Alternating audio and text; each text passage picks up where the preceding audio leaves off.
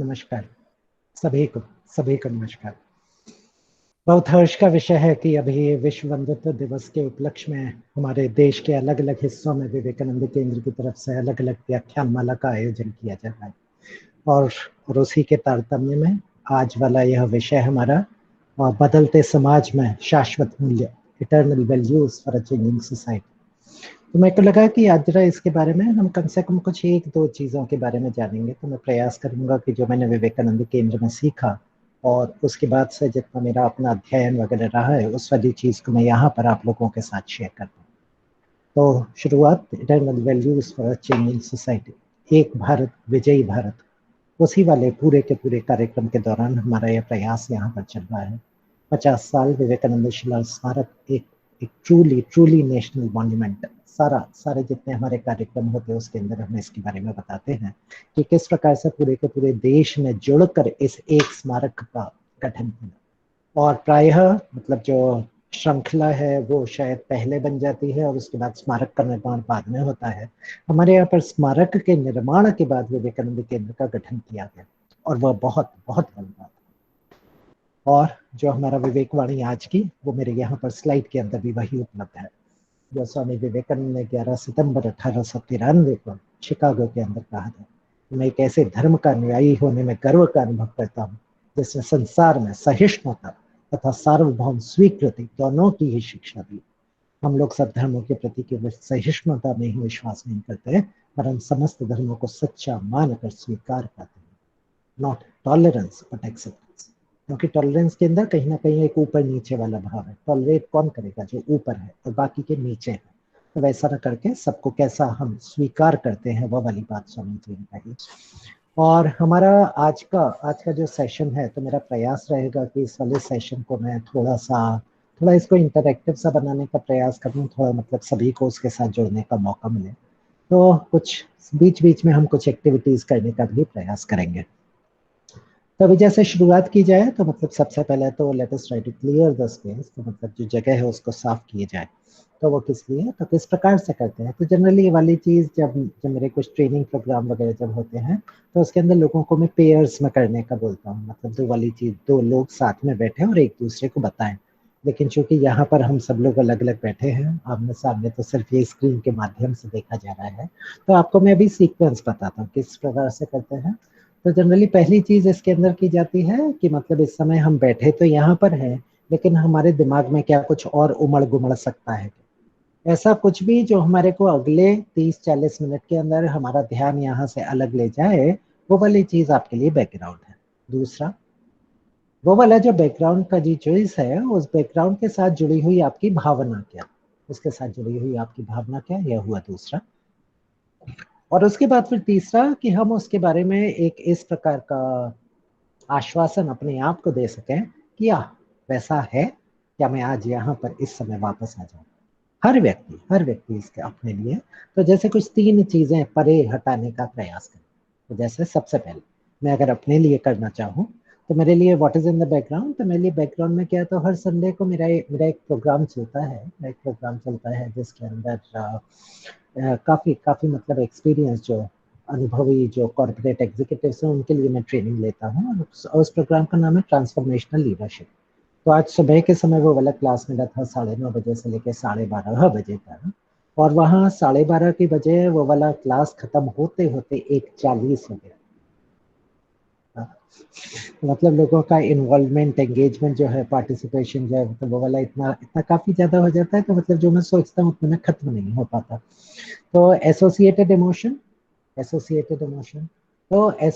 Emotion तो उसके अंदर एक आया कि भाई जैसे ये वाला जैसे ये वाला कार्यक्रम हमारे को 5 बजे से लेकर 6 बजे के बीच में करना है। अब अगर इसी के अंदर अगर इंटरेक्शन ज्यादा हो गया तो काफी लोगों ने अपना कुछ समय सोच के रखा होगा कि 6 बजे के बाद में कुछ और करेंगे, तो वो वाला भी उनका आगे चला जाएगा। ठीक है, तो इसलिए वो मेरे को थोड़ी चिंता है। लेकिन अब अगर चिंता है सो है तो मतलब लौट के अगर वापस आया जाए तो जो मेरे को करना है मैं शायद उसके ऊपर ज्यादा ध्यान दे पाऊंगा। उस प्रकार का ही कुछ है। कुछ और क्या मेरे लिए बैकग्राउंड में हो सकता है, तो मेरे लिए बैकग्राउंड में हो सकता है कि विश्वास जी के साथ मैंने वहाँ VKIC गुवाहाटी के अंदर काम किया था 5 साल तक, और उसके बाद भी हमारा संपर्क बना हुआ है। और आज वो मेरे को यहाँ पर दिखाई दी, आज वो मेरे को यहाँ पर दिखाई दी। विश्वास जी इस समय पुणे में है और केंद्र के पूर्णकालिक कार्यकर्ता। तो उनसे मेरी बात हुई तो एसोसिएटेड इमोशन तो मेरा काफी काफी एक हर्ष का वो एक विषय रहा मेरे लिए। तो अब वो रहा तो रहा, क्योंकि वो वाली चीज अगर मेरे दिमाग में घूमती रहेगी तो जो मेरे को यहाँ पर करना है उस वाली चीज पर मैं उतना ज्यादा ध्यान नहीं दे पाऊंगा। तो इसीलिए ऐसा है, लेकिन क्या मैं आप यहाँ पर अपने आप को वापस ला सकता हूँ? What else is in the background? तो मेरे एक पीएचडी स्टूडेंट है, उन पीएचडी स्टूडेंट ने मेरे को कुछ एक सबमिशन दिया है अपने थीसिस प्रपोजल का, और जिसके ऊपर मेरे को उनको अपने कमेंट्स देने हैं। उनको मैंने बोला था कि उस वाली चीज को मैं अभी इन 2 दिनों में सैटरडे संडे के अंदर पूरा करूंगा, शनिवार को रविवार को। तो अभी उस वाले को इस हमारे कार्यक्रम जब खत्म होगा तो मेरे को उसके लिए लगना है। तो अभी एसोसिएटेड इमोशन, तो एक बार फिर चिंता का कि जितनी हमारी बात हुई उसको जो पीएचडी स्टूडेंट जो स्कॉलर हैं वो उसको उसके अंदर कैप्चर कर पाई है या नहीं है, ऐसा तो वो वाला, तो वो थोड़ा मेरा थोड़ा उसमें उसको लेके मेरे दिमाग में थोड़ी सी चिंता हो सकती है। ठीक है, तो वो वाला अगर मैं चिंतित रहूंगा तो एक बार फिर जो मैं यहाँ करने वाला हूँ उस वाली चीज के अंदर वो आड़े आ जाएगी। तो इसीलिए मेरे को उसको भी, ठीक है जैसा है वैसा है, लेकिन क्या मैं यहाँ पे वापस आ सकता हूँ? तभी सभी लोगों के लिए जितने भी हमारे यहाँ के आज के इस विमर्श के प्रतिभागी हैं, सभी लोग अपने लिए, आप चाहे अगर कुछ कॉपी पेन हाथ में है तो उस पर लिख लीजिए कि कौन सी चीज आपके ब्रेकडाउन में है, उसके साथ जुड़ी हुई भावना क्या है, और वैसा है मैं क्या यहाँ पर वापस आ सकता हूँ। हाँ, प्रयास किया जाए सभी लोगों के द्वारा, सभी लोग अपने लिए बोलने की आवश्यकता नहीं है। आप अगर चाहें तो आप इसको चैट विंडो में भी लिख सकते हैं। पहला कि आपके बैकग्राउंड में क्या है, और उसके बाद दूसरा उसके साथ जुड़ी हुई आपकी भावना क्या है। हाँ, प्रयास की जाए सभी के द्वारा।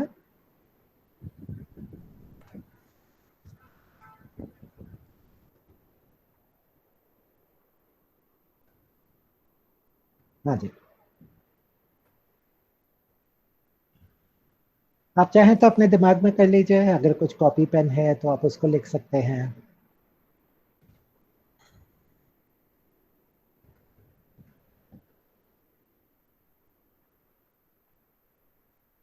चलिए, कुछ सेकंड का समय काफी है, अब उसके जरा आगे बढ़ा जाए।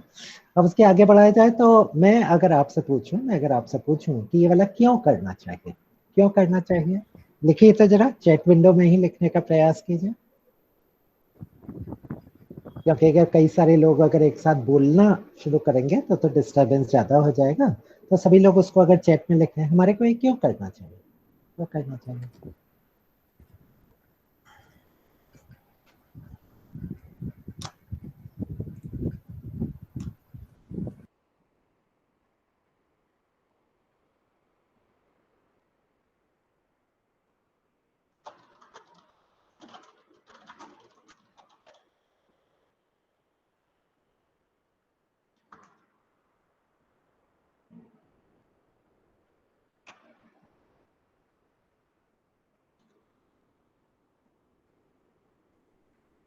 ओके, हाँ, तो why should we do this, क्यों क्यों करना चाहिए ना। तो कुछ ना कुछ मतलब नई चीज जब आएगी, मतलब वो सारी सब लोगों ने कहानी सुनी होगी ना कि एक स्वामी जी के पास कोई आए उनसे कुछ बात करने के लिए, और उन्होंने एक चाय का कप लिया और चाय के कप के अंदर केतली से वो चाय डालते चले गए, वो डालते चले गए, है ना। तो उसके अंदर तो मतलब जब वो वाला कप अगर भरा ही रहेगा तो उसके अंदर नया क्या आ पाएगा। तो इसीलिए क्लियरिंग द स्पेस करने की क्यों आवश्यकता है, तो वो इसके लिए ताकि हम जो भी कर रहे हैं उस चीज के ऊपर हम एक ज्यादा उसके ऊपर ध्यान दे पाए। तो मतलब अगर नहीं करते हैं तो काफी हद तक संभव है कि दिमाग के अंदर कुछ ना कुछ उमड़ता गुमड़ता रहता है, नहीं है ना। तो मतलब वो क्या चल रहा है, ओह सिर्फ मेरे मेरे मन की अवस्था ऐसी है, मेरे दिमाग के अंदर ऐसा चलता रहता है। तो जब तक हमारे इसके अंदर पुराना जब तक चलता जाएगा, तब तक फिर आप कुछ नया ग्रहण नहीं कर पाएंगे। और आज के दिन में अगर आप इसको देखें तो अभी यहाँ पर तो मतलब सबसे बड़ी चीज जो हमारे को स्पेस को क्लियर करने के लिए है, जिसके कारण अगर आप देखें तो कार्यक्रम की शुरुआत करते में आप 3 ओंकार का उच्चारण करते हैं, आप कुछ मंत्र वगैरह पढ़ते हैं, तो किस लिए? ताकि आपका ध्यान वहां पर एक साथ आके इकट्ठा हो सके, एक साथ वहां पर आके इकट्ठा हो सके, और ताकि हम वहां से कुछ सीख पाए, हम वहां से कुछ आगे उस वाले काम को ले जा पाए। तो अभी अगर आज के दिन में आप और हम यदि अपना जीवन देखें, हम अगर अपना जीवन देखें, तो वो क्या एक कारण है जिसके कारण लोग फोकस नहीं कर पाते, जिसके कारण लोग कंसंट्रेट नहीं करते। आप अगर देखें, जिस उपकरण से आप इस समय इस गूगल मीट को हो सकता है अटेंड कर पा रहे हो, सबसे बड़ा कारण शायद आज के दिन में वो है ना, जिसको जिसको भी आप देख लीजिए, तो यहाँ पर ये रखा हुआ है सबके पास, सबके पास। ध्यान दीजिएगा, ध्यान दीजिएगा, ध्यान दीजिएगा। तो मतलब कहीं जिसके पास भी आपका नंबर है, उसके पास ईश्वर प्रदत्त अधिकार है कि वो आपको डिस्टर्ब कर सकता है। नहीं, गलत कह रहा हूं? और आपके पास फोन चाहे एक अनजाने अनजाने नंबर से आए, आपके पास रिकॉर्ड में नहीं है, लेकिन आप और मैं, हमारे को लगता है यार उठाकर देख तो लें, क्या पता इंपॉर्टेंट हुआ तो। हाँ, तो इसीलिए इसीलिए मतलब ये वाली जो चीज जो हमारे को दिखाई देती है आज के दिन, काफी काफी बड़ी समस्या बन चुकी है, काफी बड़ी समस्या बन चुकी है। यहाँ तक कि मतलब अभी तो लोगों को काफी महीने हो गए होंगे, लेकिन अगर आप कहीं रेस्टोरेंट वगैरह में जाएं, वहां पर अगर कोई परिवार एक साथ आया हुआ है खाना खाने के लिए भी, तो वहां पर आप देखेंगे तो जो पतिदेव हैं वो अपने फोन में लगे हुए, पत्नी श्री जो है वो अपने फोन में, बच्चे अपनी अपनी डिवाइसेस में लगे। अरे भाई, साथ में आए क्यों? नहीं, आपको अगर खाना अकेले अपने फोन के ही साथ में खाना था, तो साथ में आने की क्या आवश्यकता थी? आप अलग अलग खा लेते ना। तो एक बड़ा बड़ा सुंदर एक कार्टून आया, यहाँ पर देखिए तो कॉफी पीने के लिए जोड़ा गया हुआ है, और वहां पर वो जो महिला है वो कहती है उसके अंदर, do you mind if I strap your phone to my forehead? हाँ।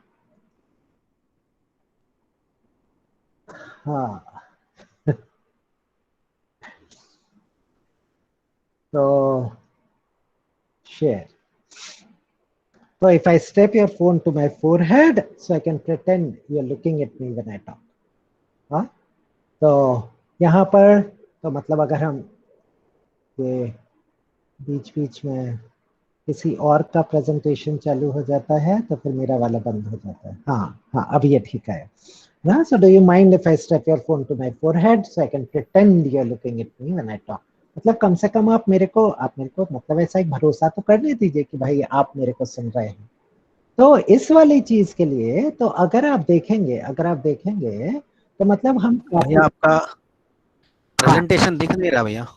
हाँ, वही वही मेरे यहाँ पर मतलब ये बीच बीच में कोई और अपना प्रेजेंटेशन चालू कर लेता है ना, तो मेरा वाला फिर ओवरराइड हो जाता है। नहीं नहीं, आपका ब्लैंक स्क्रीन आ रहा, ब्लैक स्क्रीन आ रहा है। अच्छा, देखूं पता नहीं मैं। बाकी लोगों को है कि नहीं है हाँ समस्या। हाँ, अभी देखिए, अभी ठीक है। नहीं, अभी अभी नहीं, अभी साफ है, क्लियर आ रहा है, ओके ओके पिक्चर आ रहा ओके है। ओके। स्लाइड सर, स्लाइड आपका नहीं आ रहा है। अच्छा, मैं देखूं जरा इसको। स्लाइड नहीं आ हाँ रहा है। हाँ, अब आया। अभी अब आ जाएगा शायद। जी आया नहीं, अब आया। आ गया। हाँ, नहीं, अब आया, अब स्लाइड आया। ठीक है। तो मतलब ये गूगल मीट के अंदर वो वाले कंट्रोल्स नहीं हैं उतने जितने कि आपको जूम में दिखाई देते हैं। तो यहाँ पर कोई भी मतलब आप म्यूट भी कर सकते हैं, और वैसा वो वाली सुविधा इसके अंदर है। तो ये वाला तो मतलब हम जब बात करें तो कैसे क्या, तो अभी अगर हम आज के दिन का देखें, पिछले कुछ 4 महीने 5 महीने, जैसा हम बता रहे हैं, शाश्वत मूल्य एक बदलते हुए समाज के लिए। तो मैं बदलते हुए समाज के अंदर शताब्दियों तक नहीं जाऊंगा, बदलते समाज के अंदर सालों तक नहीं जाऊंगा, बदलते हुए समाज के अंदर मैं आपको पिछले 4-5 महीने की ही बात बोलता हूँ। पिछला 4-5 महीने, जब से कोरोना काल जो शुरू हुआ है, तो उसके अंदर अगर मैं आपसे पूछूं कि आपकी इस समय भावना क्या है, आपकी इस समय इमोशन क्या है, तो जनरली अगर आपसे पूछा जाए तो इसके अंदर हमारे को देखना पड़ेगा कि मतलब अगर भावना है तो हम किस प्रकार से बता पाएंगे। तो इसको देखने के लिए बोला जाता है, मतलब एक बड़ा बड़ा सुंदर सा एक फ्रेमवर्क है, उसके अंदर बोलता है कि आप अपनी भावनाओं का मतलब आप उसको लेबल क्या देंगे, आप उसको क्या करेंगे। तो एक बोला जाता है कि आप अपने भावना को देखिए कि वो कितनी प्लेजेंट है, तो मतलब एक तरफ तो हुआ प्लेजेंटनेस, जो मतलब थोड़ी आपको अच्छी लग रही हो, एक तरफ हुआ अनप्लेजेंट, है ना। तो मतलब एक तरफ तो आ गया कम हुआ और दूसरा हुआ कि वो ज्यादा हो रहा है। एक दूसरा मतलब मैं आपको एक फ्रेमवर्क बता रहा हूँ एक्स और वाई एक्सेस वाला। दूसरा हो सकता है कि उस भावना के अंदर एनर्जी कितनी है, उसके अंदर ऊर्जा कितनी है, ऊर्जा का संचार वो आपके अंदर कितना कर पा रहा है। तो ऊर्जा का संचार आपके अंदर कम है कि ऊर्जा का संचार आपके अंदर ज्यादा है।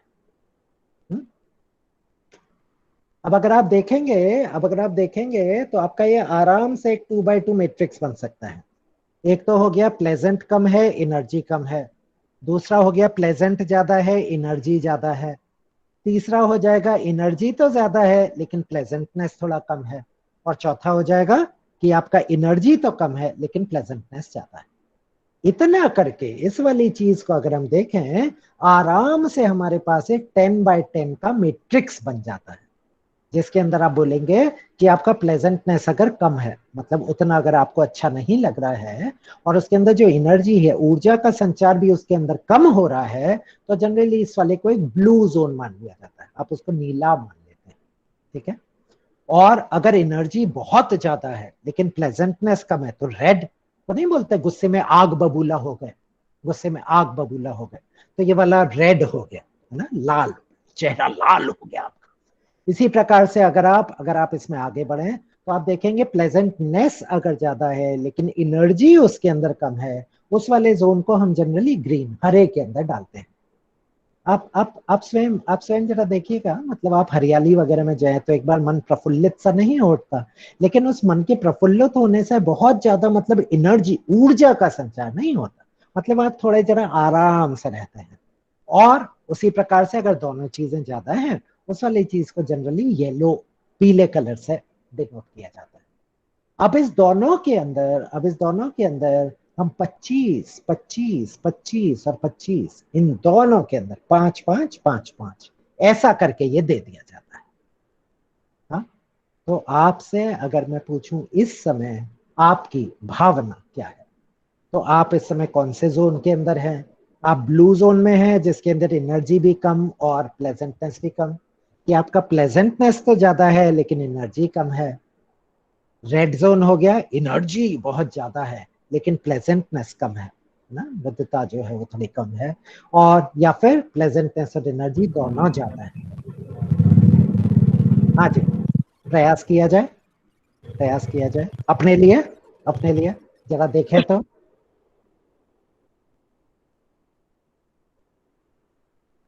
हाँ, आप अगर अपने लिए देख पाए कि आपका इस समय इमोशनल जो आपका स्टेट है वो कैसा चल रहा है, ठीक है। तो हो सकता है काफी सारे लोग जो जो यहाँ पे मोबाइल के ऊपर इसको देख रहे हैं, हो सकता है हम लोग इसको उतना ज्यादा पढ़ नहीं पा रहे हम लोग, तो हम अपने लिए सिर्फ ये 2x2 मैट्रिक्स का रखें और उसके अंदर फिर हम देख पाए कि इसको हम कैसा कर पाएंगे, ठीक है। तो अभी अभी आप ध्यान दीजिएगा, ऐसा लोग बोल रहे हैं कि ये वाली जो जिस परिस्थिति में आज के अंदर है, फिर से गोपाल महतो जी का प्रेजेंटेशन चालू हो गया है, वही वो कंट्रोल नहीं है ना इसके अंदर। हाँ भैया, इसमें ये दिक्कत है, कंट्रोल नहीं है ना, तो बार बार किसी का भी चालू हो जाता है और उसके बाद फिर आपका छूट जाता है। अब ये ठीक से दिखने लगा होगा शायद ना, जी, जी। प्रेजेंटेशन दिखने लगा, ऊपर का एक टाइटल दिखाई देता है। हाँ ठीक है। तो अभी अगर इसको देखें तो हमारे को बोला जाता है कि भाई पिछले 4-5 महीने के अंदर जो अवस्था है वो बहुत ही ज्यादा बदल चुकी है, ऐसा तो न भूतो न भविष्यति। फिर से गोपाल महतो जी का प्रेजेंटेशन होने लगा।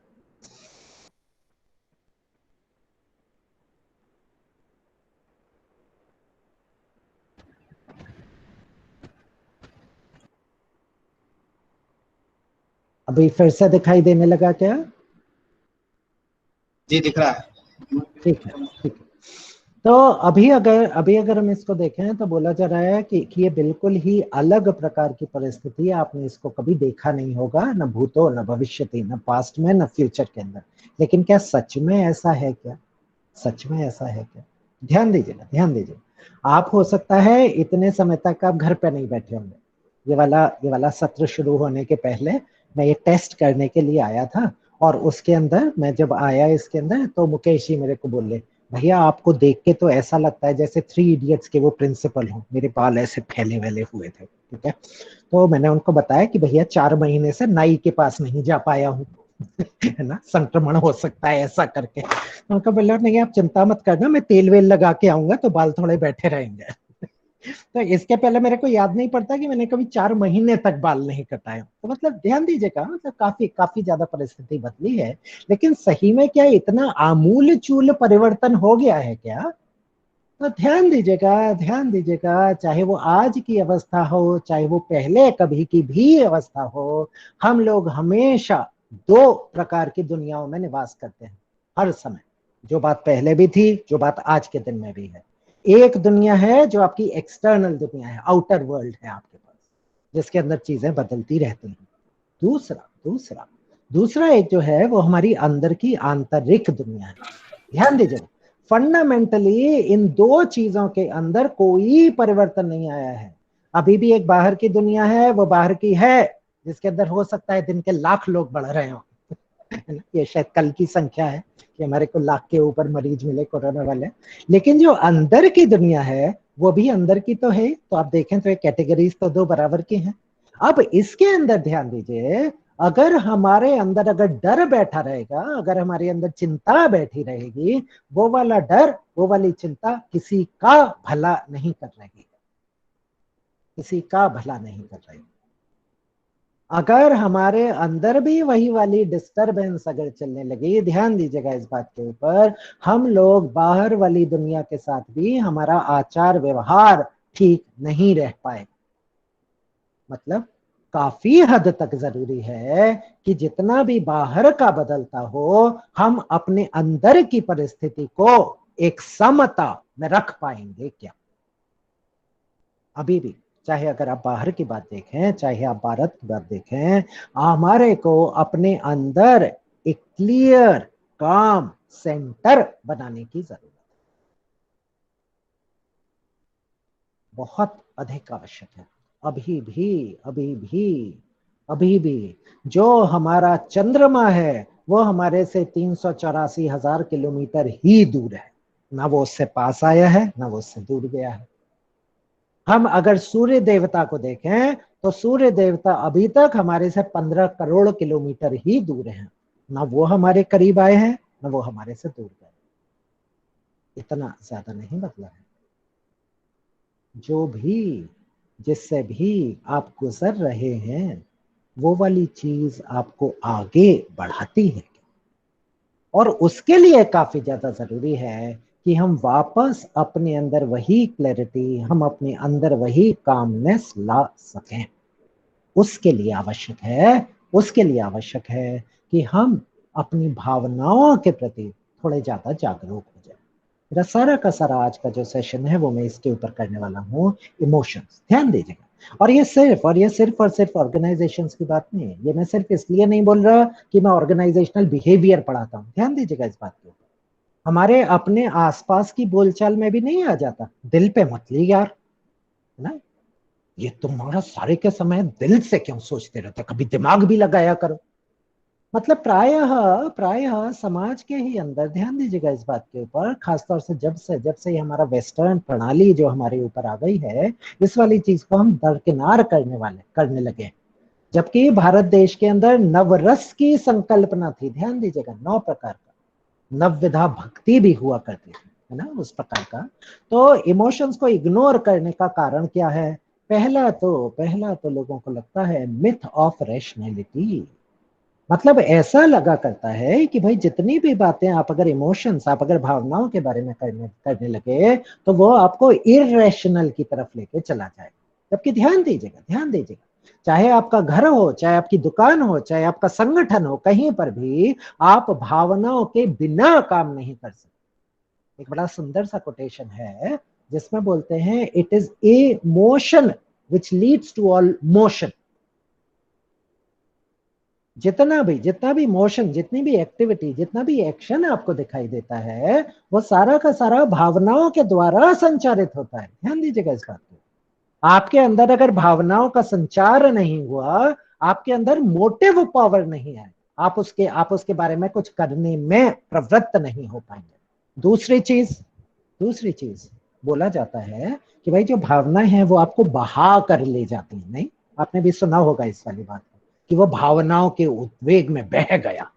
नहीं, काफी बार मतलब हम अपने कॉमन बोलचाल की भाषा में भी उसका इस्तेमाल करते हैं। तो जनरली माना जाता है कि जो भावनाएं हैं वो ऑर्गेनाइजेशंस के लिए तो मतलब बहुत ही खतरनाक है। कारण, क्योंकि जितना भी फोकस हमारा रहा वो सारा का सारा फोकस निगेटिव, नकारात्मक भावनाओं के ऊपर रहा। ओके, ध्यान दीजिएगा इस चीज के ऊपर। तो जनरली सारा का सारा फोकस जो हमारा रहता है वो निगेटिव के ऊपर रह गया। कोई भी समझिए, अगर भावना की बात करें, जनरली कोई आपसे पूछे 4 भावनाओं का नाम दीजिए और जिससे कि प्रभाव पड़ता है हमारी एफिशिएंसी के ऊपर, जनरली लोग एंगर की बात करेंगे, गुस्सा हो गया, वो घृणा की बात करेंगे, इस प्रकार की। नहीं, गलत कह रहा, उसी प्रकार की बातों का विवरण लोग आपको देने लगेंगे। लेकिन आप ध्यान दीजिए, प्रेम भी एक भावना है, करुणा भी एक भावना है कि हम अगर उसके बारे में देखेंगे। अब आप ध्यान दीजिएगा, घर के अंदर भी आपके अगर कोई रिश्तेदार हैं, एक के प्रति आपके मन में अगर प्रेम का, श्रद्धा का भाव अगर आता है, आप अपने आप उनके लिए कुछ अच्छा करने के लिए प्रवृत्त होते हैं। अगर वही वाली चीज उसकी जगह अगर कोई निगेटिव, नकारात्मक अगर कोई भावना आ जाती है, आपका व्यवहार उनके प्रति शायद कुछ अलग ही हो जाता है। तो जिस प्रकार से भावनाओं से कुछ अच्छा हो सकता है, भावनाओं से बुरा भी हो सकता है। एज इट इज, ऐसे भी अगर आप देखें तो भावनाओं को जनरली बोला जाता है कि आप उनको पॉजिटिव और नेगेटिव में मत बांटिए, क्योंकि भावना जो है सो है। जो भावना है उससे आपको कुछ इंफॉर्मेशन मिल रही है। ध्यान दीजिएगा, आप एक अंधेरी पगडंडी पर जा रहे हो, पीछे से आपको अगर कुछ पत्तियों के सरकने की आवाज आए और आपको ऐसा लगे कि भैया कोई सांप हो सकता है, अंदर से एकदम से डर आ जाएगा। वो वाले डर का जो उद्वेग आपके अंदर जो उत्पन्न हुआ, उसके अंदर एकदम से आपकी आंखें ज्यादा चौड़ी हो जाएंगी, आपके कान थोड़े ज्यादा काम करने लगेंगे। आप ध्यान दीजिएगा, आपके जो हृदय गति है वो थोड़ी बढ़ जाएगी। जो हृदय गति बढ़ी वो अब आपको उस खतरे का सामना करने के लिए तैयार कर रही है। ठीक है, और वो जो डर है वो अब आपको एक इनपुट दे रहा है। किस प्रकार का इनपुट दे रहा है कि भैया इस वाली चीज को जरा दोबारा देखना जरूरी है, थोड़ा जो संभल जाइए, कहीं से तो भी आप कुछ मतलब कुछ डंडी वगैरह उठाइए, कुछ करिए। तो उससे आपको कुछ जानकारी मिल रही है, जिसके कारण आज के दिन में बोला जाता है इमोशनल इंटेलिजेंस। ध्यान दीजिएगा, आप दोनों चीज में भेद नहीं कर रहे हैं, आप दोनों चीजों में भेद नहीं कर रहे हैं। आप क्या कर रहे हैं कि हम अपने इमोशंस के बारे में ज्यादा बुद्धिमानी से उसके साथ व्यवहार कर सकते हैं क्या, और उसको देखने के लिए बहुत ज्यादा जरूरी है कि हम थोड़ा सा न्यूरोबायोलॉजी जो है उसको थोड़ा समझने का प्रयास करें, और उसके बाद मैं फिर अपनी बात पर आता हूँ। तो अभी इसको अगर देखिए आप जरा, तो एक मतलब दिमाग के अंदर जो ब्रेन है हमारा इस प्रकार का रहता है ना, इस प्रकार का है दिमाग के अंदर, इस प्रकार का शेप है उसका। तो जो सामने वाला हिस्सा है उसको बोलते हैं फ्रंटल लोब, और उसके बाद फिर अंदर की तरफ जो जाता है उस वाली चीज को एमिग्डाला बोलते हैं। तो अंदर ऊपर सामने वाला जो हिस्सा है जिसको नियोकॉर्टेक्स बोला जाता है, उसको थिंकिंग ब्रेन कहते हैं, आउटर लेयर सेरेब्रल कॉर्टेक्स जो है। और जो एमिग्डाला हमारे पास है उसको बोलते हैं कि वो लिम्बिक ब्रेन है। हाँ, तो रेप्टिलियन ब्रेन भी बोला जाता है इसको, रेप्टाइल्स वाला। तो मतलब जो भी हमारा इवोल्यूशन वाला रहा उस समय का वो वहां पर है, स्पेशलिस्ट फॉर इमोशंस। ध्यान दीजिए, आपका दिमाग चलने के पहले इमोशंस वाली चीज आ जाती है। मतलब उसका जो कुछ भी आपका जो रीजनिंग जो आपको करनी है उसके अंदर आपको जो मतलब इंटेलिजेंस जो करनी है वो वाली चीज बाद में आती है, एकदम से पहले से कुछ नहीं होता। कई बार ध्यान दीजिएगा कि आप कहीं मीटिंग वगैरह में गए, आप कहीं परिवार के अंदर गए, किसी का ना चेहरा ही ठीक नहीं लगता, नहीं तो मतलब चेहरा ही ठीक नहीं लगेगा, आपकी उसके साथ पटरी नहीं बैठती, ऐसा सा लगता है। अब उसके बारे में अगर आप सोचेंगे तो उसके कारण वगैरह बाद में समझ में आते हैं, उसके कारण आपको बाद में समझ में आते हैं, लेकिन वो वाला व्यक्ति आपको ठीक नहीं लगता। एक वो जो इंट्यूशन वाली जो चीज आती है वो वाली चीज आपकी एमिग्डाला से आती है। तो कहाँ से हुआ, तो ये वाला एमिग्डाला हाईजैक जब हुआ, वो जब ट्रिगर हो गया, तो that amygdala hijack overrides the thinking brain. मतलब एमिगडाला से बाकी पूरे शरीर के लिए ये वाले 5 अलग अलग मैसेजेस जाते हैं। पहला फाइट और फ्लाइट रिस्पॉन्स वाला, जैसे मैंने बताया आप एक अंधेरी पगडंडी पे जा रहे हैं, पीछे से आवाज आई और आपको लगा कि भाई ये वाला तो कोई सांप हो सकता है। अब या तो आप उससे झगड़ेंगे या तो आप उससे लड़ेंगे, आप कोई डंडी वगैरह ढूंढेंगे, आप उधर से भागने का प्रयास करें। तो ध्यान दीजिएगा उन हार्मोन्स का आपके अंदर संचार हो रहा है। ये वाला जो संचार हुआ वो आपका मूवमेंट, आगे आप उसके लिए क्या करें क्या ना करें वो वाली चीज प्रवृत्त हुई। मैं जो पहले बताया था, आपकी आंखों प्यूपिल्स जो है वो डायलेट हो जाएंगे, आपके कान जो है छोटी छोटी चीजों को पकड़ना शुरू कर देंगे, आपका जो हार्ट रेट है वो आपका बढ़ जाएगा और आपका ब्लड प्रेशर बढ़ जाएगा, ताकि आप उस समस्या का सामना कर सकें। अब एक समय में जब तक हम लोग उस केवमैन स्थिति में थे, मतलब हम गुफा कंदराओं में जब तक हम रहा करते थे, तब तक तो वो वाली चीज समझ में आती थी, क्योंकि जीवन के अंदर खतरे बहुत ज्यादा थे। लेकिन आप ध्यान दीजिए, आज अगर आप एक कोविड के बारे में, अगर आप समस्या के बारे में अगर आप पढ़ते हैं और उतना करके आपका दिमाग अगर ओवरराइड में चला गया, पैरालिसिस बाय एनालिसिस बोला जाता है इस चीज को रिसर्च में, पैरालिसिस बाय एनालिसिस, मतलब एनालिसिस करते करते इतना ज्यादा पैरालाइजिंग हो गया कि आप उसके बारे में क्या करें क्या ना करें आप उसे ही नहीं समझ पाते। तो इसीलिए काफी ज्यादा जरूरी है कि हम अपने मन को संभाल कर रखने का प्रयास करें। मन को संभाल कर रखने के लिए क्या जरूरी है, हमारे को किसी और के बारे में नहीं, हम क्या अपने बारे में सोच सकते हैं। ध्यान दीजिए, ये वाला सत्र होने के बाद मैं अगर अपनी पत्नी के पास जाके उसको बोलूं तुम्हें ऐसा करना चाहिए, तो नहीं, मैं इससे स्वयं क्या करूं, यह हमारा विचार होना चाहिए। तो जिसके लिए बहुत ज्यादा जरूरी है कि हम अपने आप को वापस स्वयं पर वापस लावा। जैसा मैंने कहा, हम कुछ कुछ अभ्यास इसके अंदर करेंगे ताकि इस वाली चीज को मैं एक मतलब आपके अपने अनुभव से निकली हुई चीज बता दूं। तो अभी जैसे माइंडफुलनेस का जरा प्रयास किया जाए, कोशिश करें, क्योंकि ध्यान दीजिएगा इतना ज्यादा उमड़ता गुमड़ता रहता है, चाहे आपके शरीर के अंदर हो, चाहे दिमाग के अंदर हो, चाहे मन में हो, चाहे कुछ भी। तो अभी ये सब कुछ जो उथल पुथल जो चल रही है, उस उथल पुथल के अंदर हम जरा अपने तक वापस आने का प्रयास करें। हाँ, प्रयास करेंगे। 2 मिनट का अभ्यास है, 2 मिनट का अभ्यास। हाँ, प्रयास किया जाए। सभी लोग अपने अपने स्थान पर आराम से बैठ जाएं। अगर आपने चश्मा लगाया हुआ है तो चश्मे को उतार दीजिए। वैसे भी मैं अभी आंखें बंद करवाने वाला हूँ। हाँ, बंद आंखों को चश्मे का कोई उपयोग नहीं। हाँ, तो अपनी चश्मा उतार लीजिए और जरा सीधे बैठ जाइए, ध्यान दीजिएगा, शरीर की एक ऐसी अवस्था जिसके अंदर आप अपने आप को स्थिर रख पाए,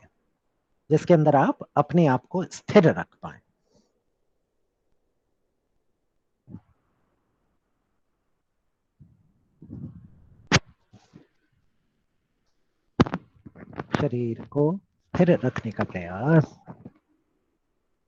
आपके नितंब, आपके कंधे, आपके कान एक सीधी रेखा में, गर्दन सीधी, नीचे की तरफ झुकी हुई नहीं, शरीर को बिल्कुल सीधा, बिना बहुत ज्यादा जोर लगाए। इसी अवस्था के अंदर अपने वर्तमान अनुभव के प्रति जागरूक हो जाइए। मन में उमड़ते उमड़ते विचार, भावनाओं का आना जाना और शरीर के अंदर अलग अलग प्रकार की संवेदनाएं,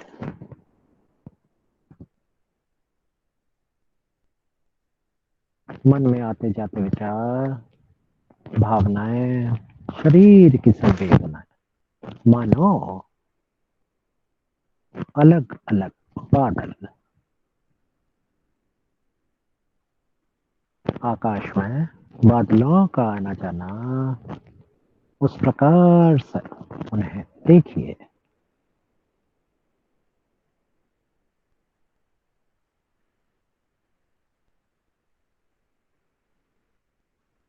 विचारों की सतह प्रक्रिया ऐसे कि हम उसमें अटक जाते हैं। ध्यान दीजिएगा, हमें सिर्फ विचारों को देखना मात्र है, उनके बारे में करना कुछ नहीं। जैसे अपने आप आएगा वैसे ही अपने आप चला भी जाएगा।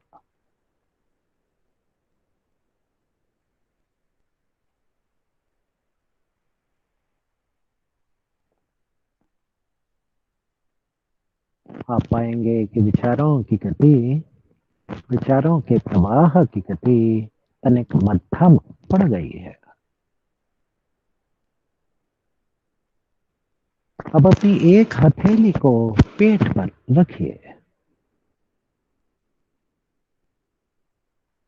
ध्यान दीजिएगा, सांस भरने पर पेट फूलता है, सांस छूटने पर पेट अंदर जाता है।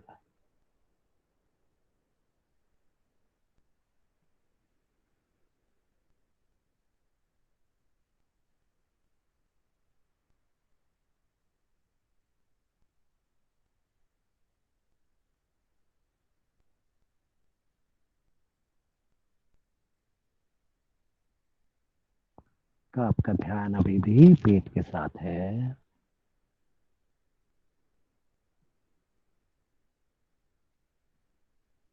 हाथ को ढीला छोड़िए, आंखें अभी बंद ही रहेंगी। सांस के साथ पूरे शरीर में आता जाता परिवर्तन, उस पर ध्यान। आंखें बंद ही। आप पाएंगे कि जब आप सांस भरते हैं तो पूरा शरीर फूलता है, सांस छूटने के साथ शरीर भी शिथिल छूटता है।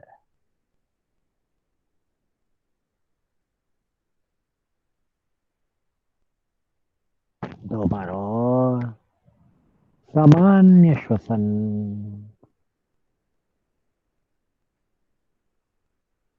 पूरे शरीर का फूलना और फिर सिमट जाना।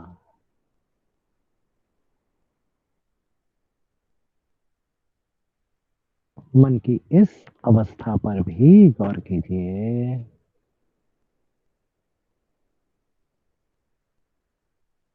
आंखें बंद रखते हुए दोनों हथेलियां एक दूसरे पर रगड़िए। हाथों को गर्म कीजिए, हथेलियां गर्म, गर्म हथेलियां आंखों के आसपास।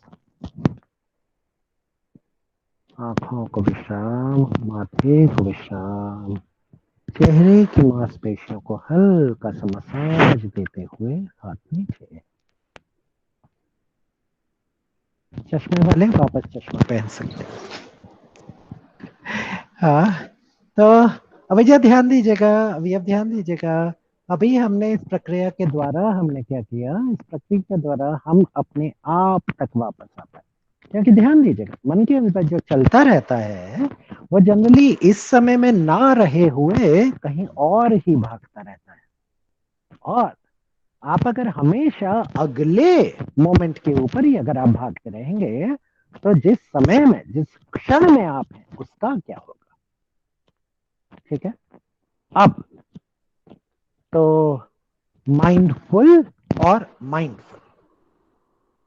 अब अगर आप अपने आप से पूछें पिछले 3-4 महीने के अंदर, ध्यान दीजिएगा, ध्यान दीजिएगा, काफी काफी काफी लोगों को आपने सुना होगा जनरली काम के लिए जाना मतलब एक जाना पड़ रहा है, ये करना पड़ रहा है। आप अगर बच्चों से बात करें तो स्कूल के लिए आपको उनको जबरदस्ती भेजना पड़ता था। लेकिन आज के दिन अगर आप देखेंगे तो एक स्कूल और ऑफिस सिकनेस सी हो रही है। लोग ऑफिस वापस जाने का प्रयास कर रहे हैं। गलत कह रहा हूं? स्कूल वाले जो बच्चे हैं तो स्कूल वाले बच्चों को अब इंतजार है कि भाई स्कूल कब चालू होगा। काफी हद तक जो मुझे लगता है कि हमारे को देखना चाहिए कि कैसे हमारा काम हमारे को एक जीवन का एक वैल्यू, एक मीनिंग प्रदान करता है। पहली चीज। दूसरा, ध्यान दीजिएगा, जब आप घर के अंदर हैं, अगर आप वहां पर आपके पास अगर अगर काम करने वालों को आप नहीं बुला पा रहे हैं, आपको अगर खुद उसको करना पड़ रहा है, तो शायद हमारे को देखना चाहिए कि किस प्रकार से जब हमारा जीवन सामान्य चल रहा था, तो उस समय ये जितना हेल्प और सपोर्ट नेटवर्क है, उसके प्रति क्या हमारे मन के अंदर एक आभार का भाव आता है क्या?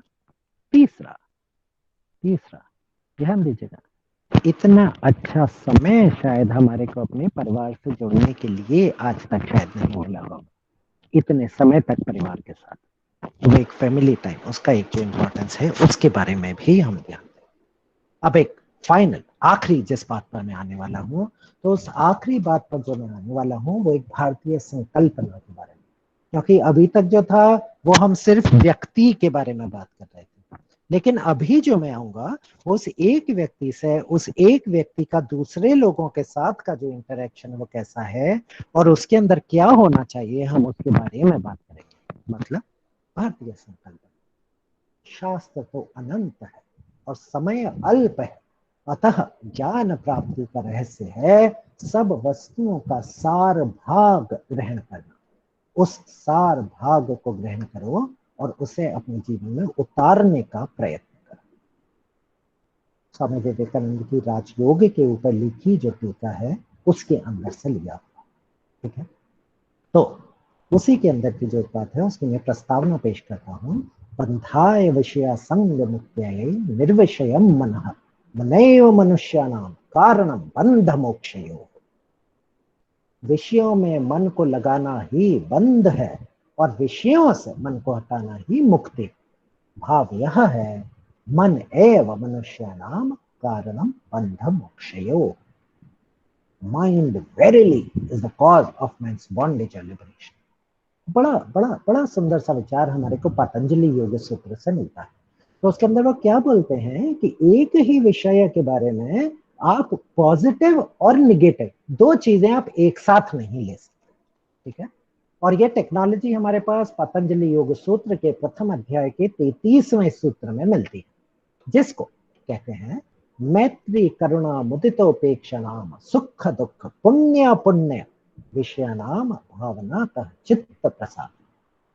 अर्थात रिलेशनशिप्स, मतलब मैं उसको इस वाले स्लाइड के अंदर, मेरे पास ये आखिरी स्लाइड है यहाँ पर, ध्यान दीजिए। तो मतलब जितने भी विषय हैं, जो भी विषय हैं, जो भी सामने के ऑब्जेक्ट हैं, जो कि हमारे अपने अनुभव में आते हैं, उसके अंदर हमारे को प्रायः 4 प्रकार के अनुभव आ सकते हैं।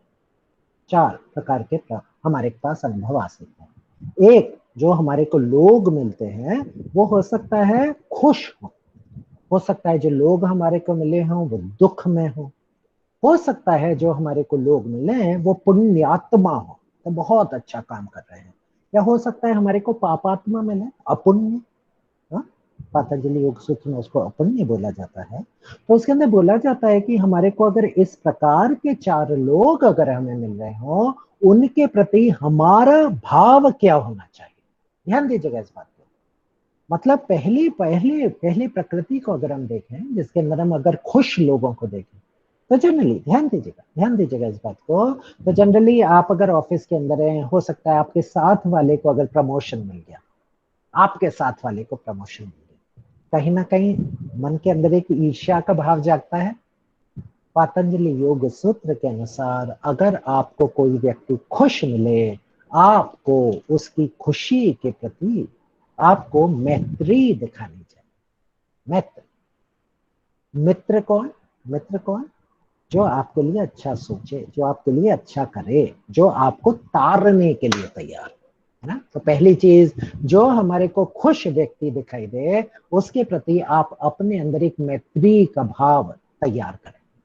दूसरा, जो हमारे को दुख में मिले, उदाहरण मैं आपको देता हूं, जैसे समझिए मेरे घर में अगर कोई बच्चा है और उस बच्चे को मैं बोलता हूँ कि बेटा जा ध्यान से चल, ऐसा देख के चला कर या ऐसा कोई, और समझिए वो अगर गिर पड़ता है, कहीं टकराया और गिर पड़ा, टिपिकल जो एक टेंडेंसी होती है, मतलब माओ की अलग, मैं पिताजी की बात कर रहा हूँ, तो पिताजी जो होंगे उसको डांटने लगते, देखो बोला है, दिखाई नहीं देता, देखा लग गई ना तेरे को। लेकिन जो दुख में है, आपको क्या उसके प्रति करुणा का भाव जागृत नहीं करना चाहिए? ध्यान दीजिएगा इस बात के ऊपर। आप अगर सड़क पर भी अगर आप जा रहे हैं और आपको वहां पर अगर कोई दुख में लोग दिखाई दें, ध्यान दीजिएगा, उस समय आपको ये कैलकुलेशन करने की जरूरत नहीं कि इसने कुछ किया नहीं होगा इसलिए ऐसा है, वैसा होगा वैसा है। आपके मन के अंदर अगर करुणा उपजे, करुणा का मतलब आप उसको उस दुख से उबारने का प्रयास करेंगे, आप उसके बारे में कुछ करेंगे, तो जो दुख में हो उसके प्रति क्या आप अपने अंदर करुणा का भाव उत्पन्न कर सकते हैं। दूसरा, तीसरा, अगर कोई पुण्यात्म है, अगर आप किसी को बहुत अच्छा काम करते देखते हैं, हाँ ध्यान दीजिएगा, हम अगर कहीं मंदिर गए, हम अगर किसी धर्मशाला गए और वहां पर हमारे को दिखाई दिया कि भाई ये वाला कमरा या ये वाले मंदिर का ऐसा उन्होंने दिया, आप ध्यान दीजिएगा, एक सामान्य सा जो रिएक्शन, जो प्रतिक्रिया जो हमारे अंदर आती है, 2 हाथों से कमा रहे होंगे, हाँ कहीं ना कहीं नॉर्मल सा सामान्य सी मैं बात बता रहा हूँ। तो जनरली हमारे को अगर कोई अच्छा काम करता दिखता है, क्या हम उसकी अच्छाई में मुदिता का अनुभव कर सकते हैं? उसकी अच्छाई में हम मुदिता का अनुभव कर सकते हैं। चौथी चीज बहुत ज्यादा जरूरी है, चौथा तो बहुत ही ज्यादा जरूरी है, जो कि अपुण्य मतलब गलत प्रकार के लोग, पापी लोग। आप ध्यान दीजिएगा, आप चाहे कभी कभी पेपर खोल लीजिए, आप अगर कोई भी टीवी का न्यूज चैनल चला लीजिए, सुबह से लेके रात तक दुनिया में कौन क्या खराब कर रहा है उसको करके अखबार बिकते हैं, उसको करके न्यूज चैनल चलते हैं। पतंजलि योग सूत्र का क्या कहना है? पतंजलि योग सूत्र कहता है कि अगर अपुण्य आपको लोग करते दिखाई दें, आप उनके प्रति उपेक्षा का भाव रखें, आप उनके प्रति उपेक्षा का भाव रखें। उपेक्षा, अगर हम ऐसा कर पाते हैं, और इसी वाली चीज को मैं इटर्नल वैल्यूज की बात करूंगा, बदलता समाज। ध्यान दीजिए, मैंने शुरुआत की थी, समाज इतना ज्यादा बदला नहीं है अभी तक। एक दुनिया बाहर की है, एक दुनिया आपकी अंदर की है। बाहर वाली दुनिया पर आपके मेरे अकेले के करने से शायद उतना नहीं होता, लेकिन हम अगर अपने अंदर का उसके प्रति भाव, उसके बारे में अगर कुछ कर सकेंगे तो शायद ज्यादा अच्छा होगा। तो अगर हम इन 4 प्रकार के विषयों के प्रति हम अगर अपना अनुभव, हम अगर अपनी प्रतिक्रिया, हम अगर अपनी भावना इस प्रकार की ला सकें, तो पतंजलि योग सूत्र कहता है कि हम उसके कारण अपनी तरफ से we will be able to radiate, we will be able to project चित्त कॉन्शियसनेस को ट्रैंक्विलाइजिंग, क्लैरिफाइंग, आपस को वैसा कर। जितना ज्यादा हम इस प्रकार के भाव को अपने अंदर जागृत कर पाएंगे, उतना ज्यादा बदलते हुए समाज के अंदर भी हम अपने आप को बेहतर रूप से प्रस्तुत कर पाएंगे। तो कैसे करेंगे? तो जनरली ध्यान दीजिएगा, अगर हमारे मन के अंदर जैसे नॉर्मल विचार आते हैं, जैसा जो नॉर्मल प्रतिक्रिया आती है वैसी अगर आती जाती है, तो सबसे पहले तो हम वो वाला जब एक बार जब उठ ही गया, क्योंकि संस्कार वाली बात है ना, इतने सालों के संस्कार हैं, तो सबसे पहले तो भाई हम इसको लेके अपने दिमाग को समझाएं कि देखो ऐसा हो गया। इससे जब हम थोड़ा आगे बढ़ेंगे, हो सकता है ये वाली भावना उठे, लेकिन उस भावना के बाद आप उसके ऊपर शायद एक्शन लेने में थोड़ा कतरा है, थोड़ी तो जागरूकता आई।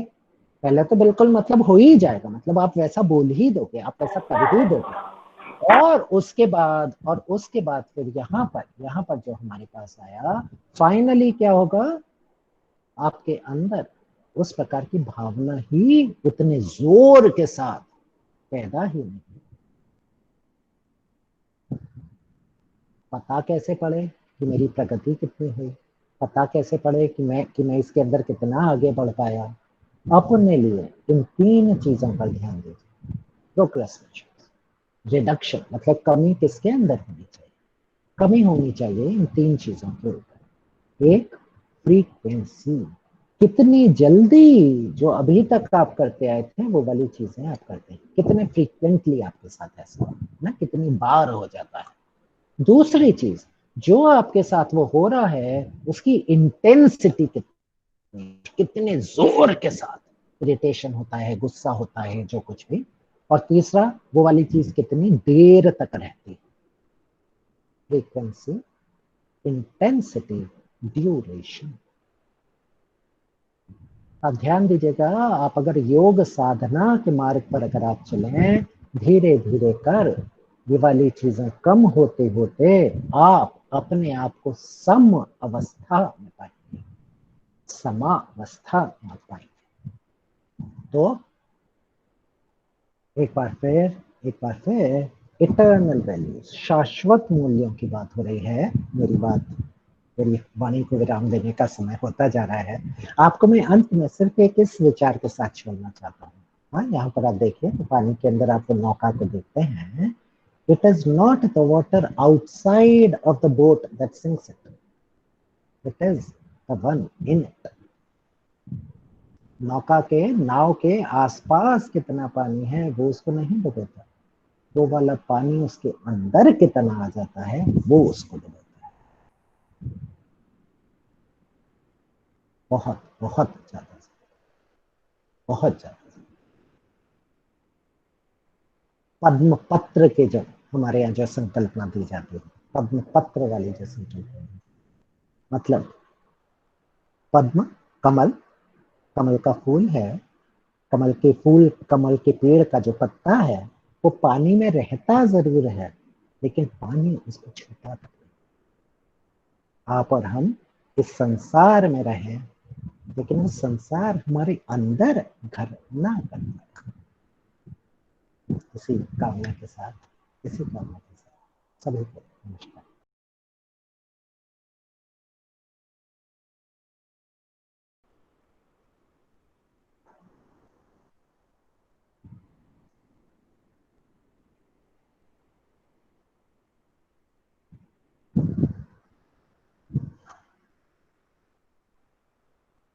हाँ जी, कोई भी सवाल? धन्यवाद सर।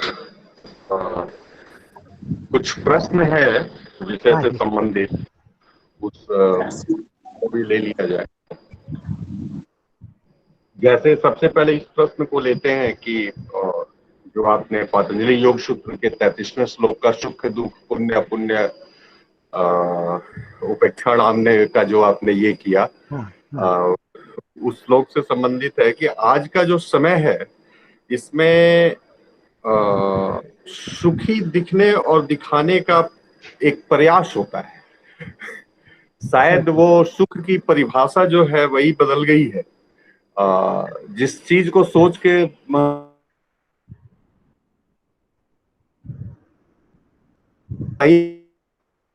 अमित कुमार जी की आवाज टूट रही है। और उनके दलाली करके और पैसा बना लिए तो शायद समाज समझता है कि ये बड़ा सुखी व्यक्ति है और ये इसको कोई ऐसी अपॉर्चुनिटी मिल गई है जो हमको प्राप्त नहीं है, और मुझे भी उसी दिशा में प्रयास किया जाए। इस विषय पे सर आपका क्या कहना है? एक तो मेरे को लगता है काफी हद तक, तो जैसे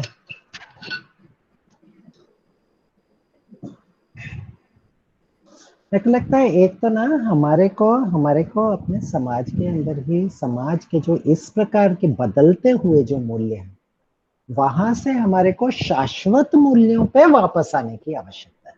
ध्यान दीजिएगा इस बात को, क्योंकि ये वाला तो बदलता हुआ है, मतलब कुछ है जो आपका समय की अपेक्षा के हिसाब से बदलता है। आप ध्यान दीजिए, आप उसके अंदर वापस आ सकते हैं क्या? जैसे मैं अगर उदाहरण दूं तो मेरी 60 के दशक की पैदाइश है। मेरा जब लालन पालन हो रहा था, मेरे पिताजी बोला करते थे, मोटा खाओ मोटा पहनो। हाँ, मोटा खाओ मोटा पहनो, ठीक है। आज के अंदर अगर आप जितने 5 स्टार रेस्टोरेंट वगैरह जो देखेंगे, उन सब का नाम होता है फाइन डाइनिंग। जितना मतलब पतले से पतला, जितना मतलब महीन से महीन, ऐसा वाला जो हो जाए। और अभी ध्यान दीजिएगा, अगर आप हेल्थ के बारे में बात करेंगे, सारे के सारे लोग अभी आपको जौ के ऊपर, ज्वार के ऊपर, मक्की के ऊपर आने की बात कर रहे हैं। तो मतलब इसके पहले की बीमारियां आपको घेरे हैं, जिसके कारण आपको वो वाली चीज जबरदस्ती करनी पड़ जाए, भैया जो अच्छा है उसके साथ बने रहिए ना। तो इसीलिए मतलब अगर उस वाली दौड़ भाग के अंदर अगर लग जाएंगे तो मेरे को पता नहीं हम कितने अपने आप को ज्यादा समय तक शाश्वत रूप से सुखी रख पाएंगे। जी हाँ जी तो वो वाला तो मतलब वो बोलते हैं ना, दिखावे पे ना जाओ, अपनी अकल लगाओ। जी जी जी जी जी इसीलिए मेरे को लगता है कुछ हद तक तो हम अपनी विवेक शक्ति का उपयोग करें, हम अपनी विवेक शक्ति का उपयोग करें और उसके बाद फिर देख पाए कि हमारे को इन चीजों को लेकर क्या करना चाहिए। मतलब रियल सुखी कौन है और दुखी कौन है उसको जज कर, वास्तविक रूप से वास्तविक सुखी कौन है। तो जैसे यक्ष प्रश्न के अंदर एक सवाल आता है, यक्ष प्रश्न के अंदर एक सवाल आता है जिसके अंदर यक्ष युधिष्ठिर से पूछते हैं, पहले कहानी सबको पता होगी, भाई वहां पर गए, उन्होंने पानी पिया और वो वहां पे मतलब लेट गए और फिर युधिष्ठिर वहां पर पहुंचते हैं और उन्होंने जो सवाल किए तो उसके अंदर वो उनसे पूछते हैं कि भैया धनी कौन है, धनी कौन है? धनी वो है जो संतुष्ट है, जो अभी तक 99 के फेर में पड़ा है वो आदमी धनी कहां से हो गया। तो थोड़ा देखा जाए ना, बोलते ना संतोष से परम सुख, तो परम सुख कहां से, उसी से ना संतोष। जी थैंक यू सर।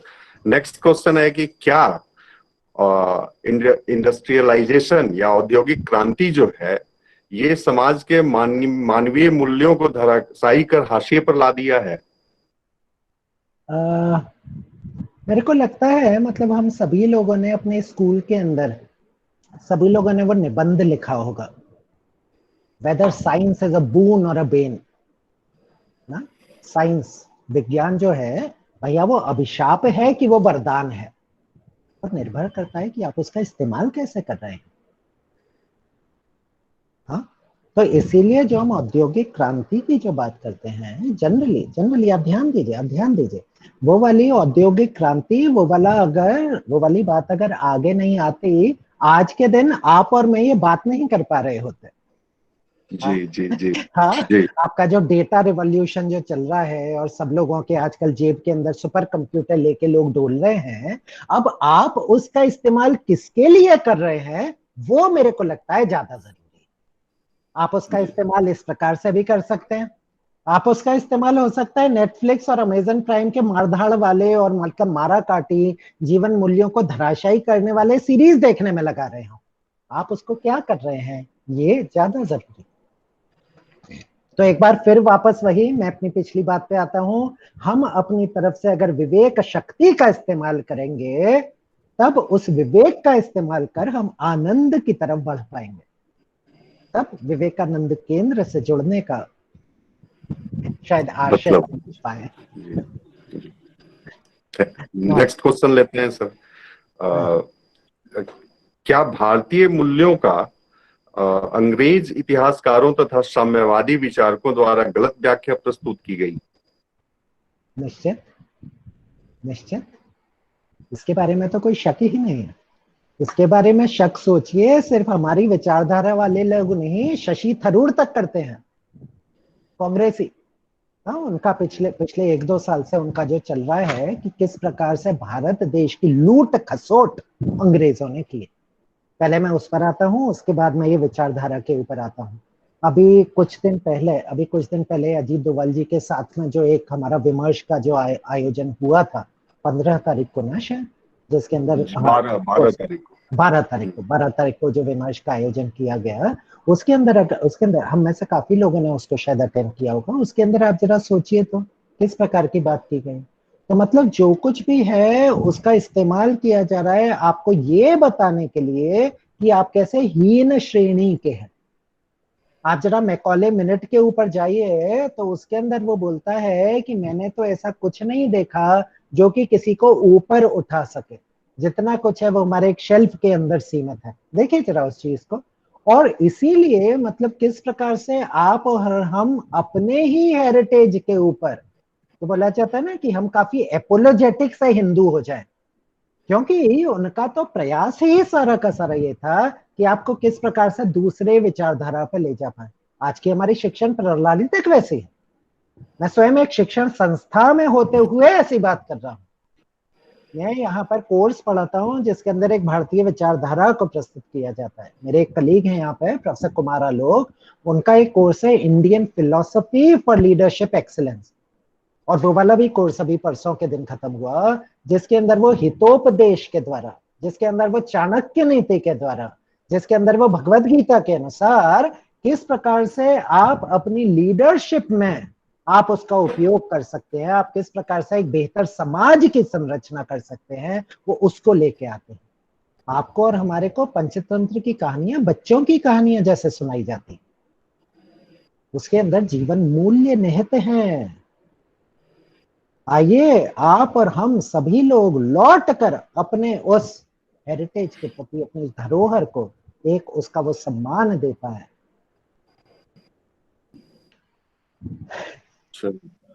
मेरे लिए ना काफी ज्यादा इमोशनल सा पॉइंट है।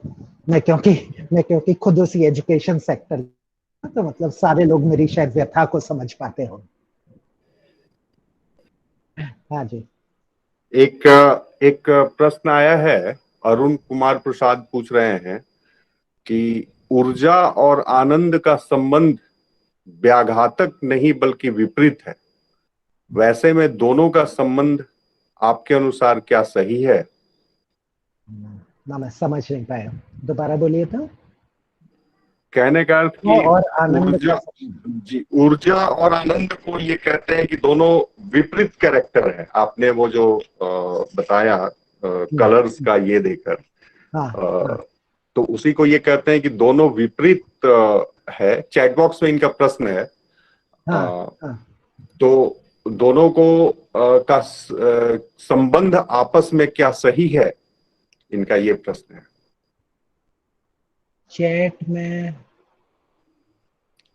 ऊर्जा और आनंद का संबंध व्याघातक नहीं बल्कि विपरीत है, वैसे में दोनों। सर एक मिनट हम बोलें सर?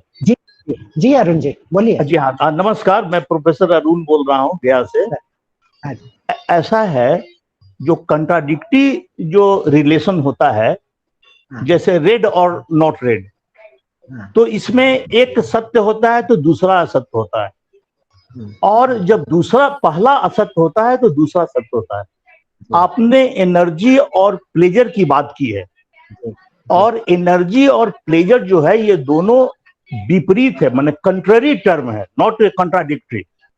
तो जब हम एनर्जी है तो हम, यदि हमें एनर्जी है तो हमें हैप्पीनेस भी हो सकता है, प्लेजर भी हो सकता है, और नहीं भी हो सकता है। हम तटस्थ न्यूट्रल भी हो सकते हैं। तो आपने ये जो चार जो विभाग में दिया है, तो हमको लगता है कि ये दोनों पद, दोनों टर्म जो है एनर्जी एंड प्लेजर, ये दोनों कंट्ररी शब्द है। तो वैसे में ये निष्कर्ष निकालना कि ये एनर्जी मेरा कम है तो प्लेजर ज्यादा होगा, और यदि प्लेजर कम है तो एनर्जी ज्यादा होगा, ये हमको लगता है कि उचित नहीं। हमको ऐसा लगता है, थोड़ा सा संदेह लगता है। आपका दृष्टिकोण दूसरा हो सकता है, आपका दृष्टिकोण दूसरा हो सकता है। प्रसाद साहब, आप अगर इसको मैं वापस उस वाली स्क्रीन के अंदर आ गया हूँ जो मैंने उस समय आपको दिखाया था, तो आप ध्यान दीजिए, तो मेरे हिसाब से ये वाली दो चीजें कॉन्ट्राडिक्टरी नहीं है, ये दोनों चीजें ऑर्थोगोनल है। यही हम भी कह रहे हैं, ये दोनों कंट्ररी है, नॉट कंट्राडिक्टरी। नहीं। हाँ, तो ये वाली चीजें कॉन्ट्राडिक्टरी नहीं है। हाँ जी, ध्यान दीजिएगा। तो मतलब एक तो आप प्लेजेंट और अनप्लेजेंट, आप ध्यान दीजिएगा, अनप्लेजेंट के अंदर भी एनर्जी हो सकती है, हाँ, यही चीज के अंदर भी एनर्जी हो सकती है। हाँ, और जो एनर्जी आपकी कम ज्यादा हो सकती है, इसीलिए मैं उस वाली स्क्रीन के ऊपर वापस आया, है ना। अभी अगर आप देखें, प्लेजेंटनेस अगर कम है और एनर्जी आपकी कम है, आप बिल्कुल निरुत्साहित से रहें।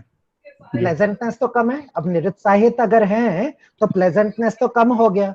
लेकिन अगर होपलेसनेस है, आपको उसके अंदर कुछ कार्य करने की एनर्जी आपको ज्यादा नहीं मिल सकेगी। लेकिन अब जरा दूसरी तरफ जाइए, प्लेजेंटनेस कम रहा लेकिन एनर्जी अगर ज्यादा हो गया तो गुस्से से आग बबूला हो जाना। प्लेजेंटनेस तो अभी भी कम है, लेकिन उसके अंदर अगर एनर्जी ज्यादा हो गई, आप एक दूसरे इमोशन के जोन में पहुंच जाते हैं। अभी दूसरी तरफ हम जरा दूसरी तरफ चले। आप जरा इस तरफ देखिए, आप जरा ग्रीन जोन को देखिए, जहां पे आपका प्लेजेंटनेस ज्यादा है, सेरेनिटी है। सेरेनिटी जितनी है, तो अब आपकी एनर्जी कम हुई, सेरेनिटी वाली स्टेट के अंदर आप लोगों को बहुत ज्यादा भागा दौड़ी मशक्कत करते नहीं देख पाएंगे। लेकिन वही वाली चीज अगर आप प्लेजेंटनेस बढ़ाएं और आप उसके अंदर एनर्जी है, आपको एक्सटेसी का भाव आएगा। तो मतलब थोड़ा बहुत तो मतलब इधर उधर उसका है, लेकिन आप ध्यान दीजिएगा फंडामेंटली जो चीज है आपके प्लेजेंटनेस के साथ एनर्जी ऑर्थोगोनल है। आपकी हाइट के साथ वेट मतलब कोरिलेटेड हो सकता है, थोड़ा बहुत है, लेकिन कम हाइट में भी लोगों का वेट ज्यादा हो सकता है, कम हाइट में वेट कम भी हो सकता है। तो वाली दोनों चीजें ऑर्थोगोनल है, एक का दूसरे के ऊपर उस प्रकार से प्रभाव है, एक में कम दूसरे में ज्यादा दोनों कम हो सकते हैं।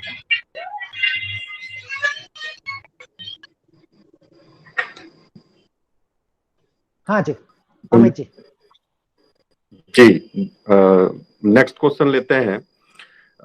क्या अभी भारत में मूल्यों के प्रति एक भ्रम का वातावरण व्याप्त है? व्यक्ति यह निर्धारित नहीं कर पा रहा है कि वह पश्चिम को अपनाए या अपने देश के मूल्यों को अपनाए। काफी समय से यही समस्या है हमारे सामने सिर्फ आज के ही दिन नहीं, काफी समय से।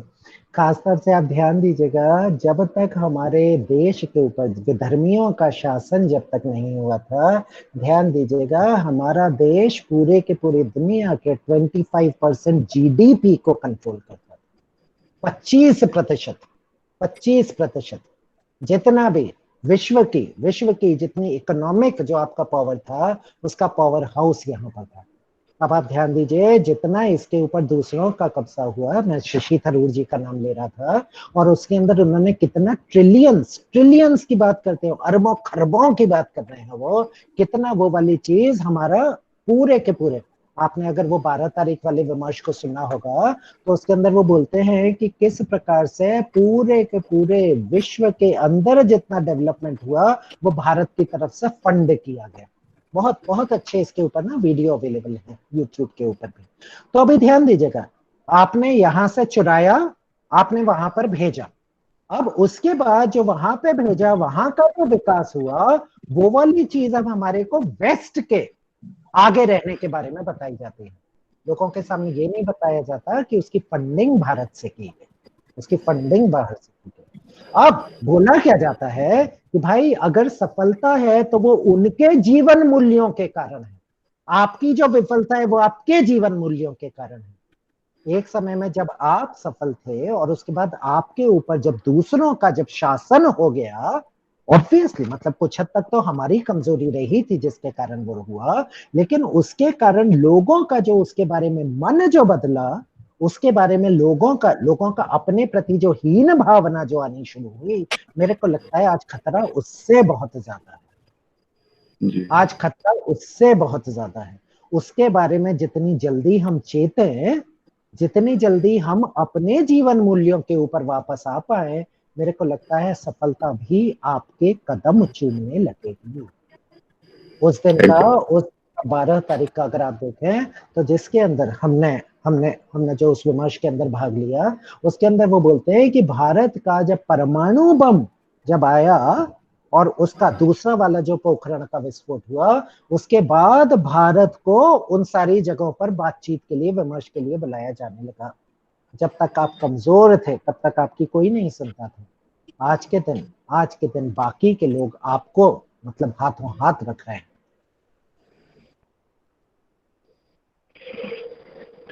इसी से संबंधित एक और प्रश्न है कि क्या अपने मूल्यों का विश्व में स्थापना करने के लिए आर्थिक रूप से संपन्न होना आवश्यक है? क्योंकि आज से 1200-1500 वर्ष पहले हमारे ही देश से बौद्ध धर्म, सनातन धर्म का प्रसार विश्व के अनेक देशों में हुआ। तो उस समय जो भारत की स्पेशलिटी थी वो यही थी कि यह सोने की चिड़िया के रूप में जाना जाता था। और आज कहीं ना कहीं आर्थिक रूप से पिछड़ेपन के कारण मूल्यों को भी, विश्व को एक्सेप्ट करने में भारतीय मूल्यों को कहीं ना कहीं दिक्कत आ रही है। मेरे को लगता है दोनों ही प्रकार की बातें, जिस प्रकार से मैं पहले बोल रहा था शशि थरूर जी की जो बात है, मैं 12 तारीख वाले विमर्श के बारे में भी बात कर रहा था, उसके अंदर मेरे को लगता है सामरिक तौर से, आर्थिक तौर से चूंकि लोगों की आंखों में मतलब मूल्य उस चीज का है, हमारे को एक विश्व शक्ति बनने की तरफ बढ़ना पड़ेगा। आपको और हमारे को अपने जीवन के अंदर इतना ज्यादा देखना चाहिए कि जो हम करें वो हमारे अपने भारतीय मूल्यों को हम कैसे अपने जीवन में उतार पाए हैं, उस वाली चीज को हम दिखा पाए।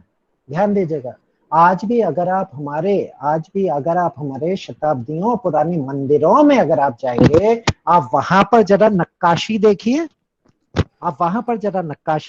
आप जरा वहां पे कारीगरी देखिए। आप अगर उसको देखेंगे तो आप जान पाएंगे कि यह जो देश है, यह जो राष्ट्र है, ये कितना समृद्ध था।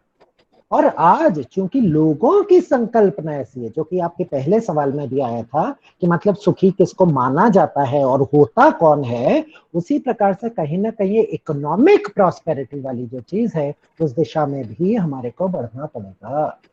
मेरे को लगता है आप और मैं, जो कि कुछ हद तक एक सामान्य जन से थोड़े ज्यादा संपन्न है, जिसके कारण और हम इस मीडियम में जुड़ पा रहे हैं, आपकी और हमारी ये जिम्मेदारी हो जाती है कि जो हमारे घर में काम करने आते हों, जो हमारे से कम संपन्न लोग हों, हम उनको कैसे उस अवस्था तक उठा पाए। ध्यान दीजिएगा, इस समय आवश्यकता ये नहीं कि हम सरकार से मांग करते रहे कि आप ये करो, वो ऐसा करो, ऐसा करो। आप ध्यान दीजिएगा, आप और हम जहां पर हैं, वहां पर हम किस प्रकार से समाज के पुनरुत्थान के लिए हम अपना योगदान कैसे कर सकें, चाहे वो सांस्कृतिक रूप में हो, चाहे वो आर्थिक रूप में हो, चाहे वो किसी भी प्रकार हो, हम उसको कर सकते हैं क्या? अपने परिवार के अंदर वह जीवन मूल्य स्थापित करने के लिए हम अपना समय इस प्रकार के कार्य के लिए दे सकते हैं क्या? हम अगर बोलते हैं कि हमारी संस्कृति समृद्ध है, हम उस संस्कृति से जोड़ पाने के लिए अपने घर के अंदर दैनंदिन रूप से क्या कर पाते हैं? मेरे को लगता है आज के दिन में इस विमर्श में उपस्थित सभी लोगों को वह एक प्रश्न अपने आप से करने की आवश्यकता है। जी धन्यवाद। और भी कोई व्यक्ति अगर कोई प्रश्न पूछना चाहे तो पूछ सकते हैं। चैट बॉक्स में है अमित जी 3-4 प्रश्न। मुझे जो दिखा वो मैंने सर से पूछा। और तो कोई प्रश्न? जिज्ञासा जी का है, एक प्रश्न है, any other way to practise the calmness of within इन? हाँ, any other way to practise the calmness of within इन। एक तो मेरा अपना मैकेनिकल इंजीनियरिंग का बैकग्राउंड है, मेरा अपना मैकेनिकल इंजीनियरिंग बैकग्राउंड है मेरा। तो उसका एक मैं अगर आपको उदाहरण दूं, तो उसमें क्या बोलते हैं कि मतलब गाड़ी के अंदर एक इंजन वाला जो है, तो उसका चक्र चलता रहता है, उसका जो गियर है वो चलता रहता है, और उसके अंदर जो गियर ट्रेन होती है, हम लोग जो first gear, second gear, third और फोर्थ गियर चला के जो गाड़ी चलाते हैं ना, तो मतलब वो जो पहला, दूसरा, तीसरा गियर जो है वो एक गियर ट्रेन में लगा होता है। ये वाली जो गियर ट्रेन है वो जाके आपके पहिए में लगती है। तो आप ध्यान देंगे, जब कभी भी आपको गियर चेंज करना होता है, आप क्लच दबाते हैं। कार में होंगे तो आप क्लच दबाएंगे, आप मोटरसाइकिल वगैरह पर है तो भी आप उसका क्लच दबाएंगे। तो वो वाला क्लच जो दबाया जाता है, स्कूटर पे भी आप बैठेंगे तो वैसा, तो होता क्या है, ये अंदर का इंजन तो घूमता रहता है, क्लच दबाने से ये जो गियर ट्रेन है, उस गियर ट्रेन थोड़ा अलग हटता है और एक दूसरा गियर वहां आके अटक जाता है। ठीक है, मेरे को लगता है जिज्ञासा जी का जो प्रश्न है यहाँ पर, वो उससे जुड़ा हुआ है। आपको और हमारे को अपने जीवन में दिन में कई बार क्लच दबाकर अलग हटने की आवश्यकता है। जितना ज्यादा एक साथ ऐसे लगा रहेगा, क्योंकि ध्यान दीजिए, दुनिया का कारोबार तो समाप्त होता है नहीं, उसके अंदर तो उसके अपने मतलब पुश और पुल चलते रहेंगे, लेकिन उसके अंदर कितना आपको अपने आप को इन्वेस्ट कर देना है, इतना ज्यादा कि वो वियर एंड टियर ज्यादा हो जाए और यहाँ पे वो घिस जाए, वो मेरे को लगता है काफी ज्यादा दिक्कत का काम है। तो दिन के अंदर कई बार अगर हम अपने आप को ऐसा वापस ला पाए, और जिसके लिए हमने एक छोटा सा तरीका तो सीखा है कि इस समय हम बैठे, हम देखें भाई क्या चल रहा है, और उसको देखें। ध्यान दीजिएगा, उसके साथ अटक नहीं जाए, उसको देखें, थोड़ा उससे अलग हो जाए, अपनी सांस के ऊपर थोड़ा सा ध्यान दें, पूरा करें, तो जितना जो ऑटोमेटिसिटी बोलते हैं ना इसको, वो वाली चीज थोड़ी कम हो पाएगी। जितना हम इसको कम कर पाएंगे, हम अपने मन को उतना अधिक शांत रख पाएंगे।